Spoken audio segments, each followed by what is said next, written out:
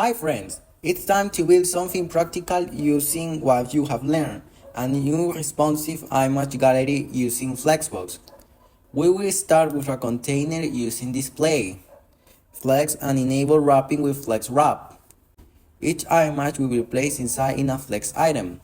We will control spacing using gap, alignment with just content and align items, and maybe a padding or border for style.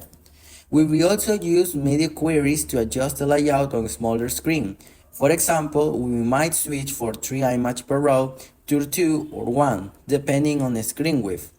This project is a great example of real-world use. Flexbox lets us keep our code minimal and clean while adapting to different devices. And don't worry for the links, you only have to copy them.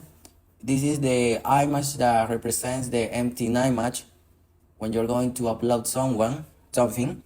I give you 10 seconds to do the project, and when you return here, we can open the HTML file.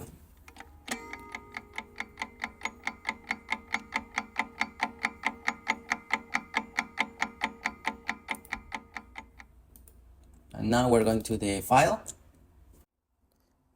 Great work! You've nailed it! Really, I hats to you, because it looks so professional, modern and elegant.